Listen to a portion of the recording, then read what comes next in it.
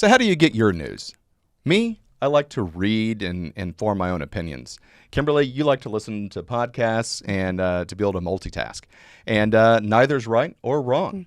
Welcome to Azimuth Podcast. I'm Barrett McNabb, and with me is my beautiful wife, Kimberly McNabb. And we're here to talk about the benefits and how we like to consume our news and our information, and just kind of have a pro versus con. Neither one is bad. Neither one is good or better than the other. As long as you're informed. As long as you're informed, yeah. So, Kimberly, what do you like about listening to podcasts? So I really enjoy podcasts. I run every day, and so some people like to run listening to audiobooks. Me, I don't know. I can't do it. But I like listening to podcasts.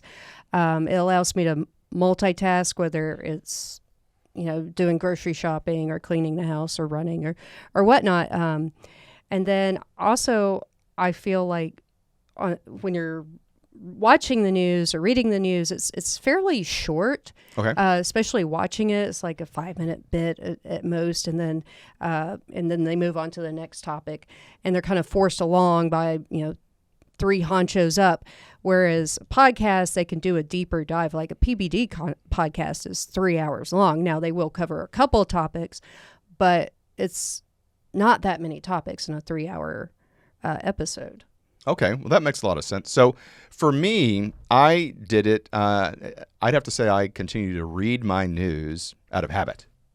Is a big one for me. So I've always been a huge consumer of information. And as I progressed in my career in the Army and became a foreign area officer, reading intelligence reports became a major part of my job as well. So prior to that, I was always reading the USA Today. In fact, they got my quarter for many, many years, and then it went up to 50 cents and then $1. And I continued to purchase the USA Today. When the iPad came out, I was able to pay for my iPad just for the purpose of no longer purchasing USA Today newspapers and reading it in the app instead. And because you're an environmentalist. Yeah. Well, I mean, what just that? But I paid for it, so it was $365. That eventually I paid it off in 1 year, and then it earned money for me because I stopped buying the newspaper. But I would have to read the Defense Intelligence Agency's Early Bird, and the Early Bird is no longer done by the DIA on the secret internet, or the SIPR, but it had classified secret level documents that was basically a one-pager that had little teeny paragraphs and snippets of major news items that had occurred while you were sleeping. And so it would come out like at 3 o'clock in the morning, and you could log onto your SIPR account and print it out and have it, and then you obviously need to destroy it. But the DIA no longer does that anymore, and it was picked up by the Military Times. And so the Military Times is a DoD, independent DoD publication. They have the Army Times, the Navy Times, the Air Force Times, and stuff like that as well. But the Military Times took it over. Now, it's obviously moved into a non-classified version, but still it gives me snippets of what's going on in the military, and it has a breakdown of which theater we're talking about, what continent, what branch of service. And so I read those. And then I like to hear different opinions. And what I like to do is I read Fox News. I read MSNBC News. I read NBC News. I read CNN. I read BBC. I speak French, and so I'll go on France 24 and look at the articles in French. I'll read Al Jazeera and look for commonality in the articles, and I like to make my own decisions on what it is that I think is going on. And so I like to have all kinds of points of view, and then I get to make the decision. And then the other thing that I like is I get to choose the articles that I want to read. As far as I'm concerned, if you listen to a podcast, they've already chosen the articles that they're going to talk about. Yeah, PBD, he does a good variety of topics, definitely covers the political, some of the cultural. Put in girl stereotype. not as interested in the sports stuff, so I will like fast forward, or if I see that's going to be the rest of the episode, because they'll typically list the topics that they're going to cover in the episode description. You do get to choose. Yeah, I mean, not as precisely as like pulling up a web page, but anyway, yeah. So yeah, I understand that point. Now, one reason why I don't like reading the news, I feel like everyone's a journalist major, and I want to hear from the experts, and I don't mean the COVID experts like Ted Cruz's The Verdict podcast. He's actually on the ground in the Senate. He's not a journalist on the ground. He's an actual senator on the ground, and he provides excellent background on the significance of something and why they're doing it, and if something was all Democrat, all Republican voted, like right after October 7th, there was a bill, single issue bill, helping Israel, and every Democrat voted against it, and every Republican voted for it. And I'm like, hey, I have not heard that anywhere else. Right. So I like that. And then there's the Ruthless podcast. Josh Holmes used to be McConnell's chief of staff. Okay.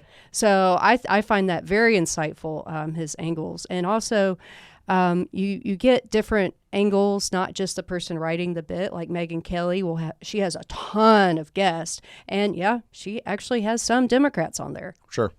Yeah, I mean, definitely there is a value add to the podcast, and I liked what you said is that you get to look at the description and see, hey, this podcaster is talking about this. I'm not as interested in that. This podcaster is talking about this, and I am interested in that. So that's similar to being able to choose the articles that you want to consume. I definitely see the validity of having subject matter experts talking about something. It's having the Ruthless podcast and having people that have been inside the Beltway and have been and they get a lot of congressmen. Yeah, congressional aides and stuff. So there's a lot of opportunity to talk and get the ground's truth from the leaders who matter. And from the representatives who matter, and that's definitely can't be underrated at all. Being able to see how sausage is being made with the Ted Cruz podcast, that's pretty cool. Because a lot of times, people just get the end result, but by seeing how the sausage is actually made and getting behind the scenes is clearly a value add. Some of the advantage that I would say that I have is, in the various jobs that I've had with high-level security clearances and having to consume reports and things like that, I have a very wide breadth of internal knowledge already. And so I know most often context that's behind whatever it is. Yeah, see, I don't, and the podcasters oftentimes will provide at least just enough for me to, appreciate it. Sure. Whereas sometimes I'll read an article, I'm like, but I don't get it. Why do I care? So, and also, they spend a lot more time talking about it from various angles. Sure. Like the PBD podcast, they call it the home team. I think it's 4 guys. So, even if they all vote the same, which I think there's one that doesn't, you're going to have at least a little variety of opinion, versus a news article, it's just typically one person writing it. But that's why I go to multiple sources for the same subject or the same story, to see how the liberals are taking it, how the conservatives are taking it, how BBC is saying water is wet and the sky is blue, and moving on to the next story in their dry way. Well, also, on a more, basic level, if I'm watching the news, we don't have cable at our house, and so the kids are pretty spoiled and getting to watch stuff straight from iTunes or whatever, and it's all commercial free. And we pay extra for commercial free stuff, and then we go visit relatives in Georgia, and they do have cable, or if we're in a hotel room, and all the commercials, and I'm trying to tell them, well, when I was a kid, we had to watch the commercials, but inside I'm like, it wasn't this bad. It does seems like it's gotten a lot worse. In fact, even when you're on YouTube and you're looking, and there'll be a skippable ad. If you don't hit skip right away, it'll say like 3 seconds, but then all of a sudden it changes to like 90, and sometimes they mean 90 seconds, and sometimes they mean 90 minutes for a commercial, and it'll tick down. Now you can skip those, but still 90 minutes of commercials while you're watching a YouTube video that's only 15 minutes long. Oh God, that's awful. But another thing I like about podcasts, I feel like it's from more real people. Okay, that's fair. You have people at CNN or MSNBC or even Fox. Some of these figureheads, they're kind of in these ivory towers. I don't have to get out amongst the riffraff. The last time they made $45,000 was like 50 years ago, and so. I like the idea of getting it from real people who can still kind of look at things the same way that I do. Whereas if you're in an ivory tower for 50 years, you have people doing the grocery shopping for you. What do you care? What do you care what crime is like? What do you care what the grocery prices are? It doesn't bother you because it's not in your face. Yep, that makes a lot of sense. Now, you were saying before we started recording that it's sometimes there is a difference in tone or a perceived tone that you have to pick up in an actual text versus the tone when somebody's actually speaking, and have different enunciations. Well, I think everybody, especially if you've been in a relationship or just talking with a coworker, actually, you send someone a text and they get mad. Right. You don't know why. It's because text can read like much harsher than hearing actual speech or audio. I think that's why emojis were invented, to be able to say this is actually a happy what are you doing? Well, we remember having to do the colon, semicolon, all that. So yeah, I like being able to hear it, or if I do have time to watch the YouTube version of it, actually see it. And so I see what they're actually getting at. Right. Now, for us, when we have full-time jobs, and we are doing this YouTube channel or a podcast as a side gig, we definitely are growing, and we're monetized, and we want to turn it into a full-time job. Yeah, and we're not owned by a network, so we're definitely not it's owned. actually our opinion. Yeah, exactly. Not owned by a network. We're not sponsored by anybody, and so, but we have very limited time. In fact, Grandma is currently watching the kids right now because we have very small children, and it's hard to get away to actually do the film. So we have very limited time. So we have to be very judicious in which articles that we're going to be talking about, because we just don't have the ability to publish a video per day.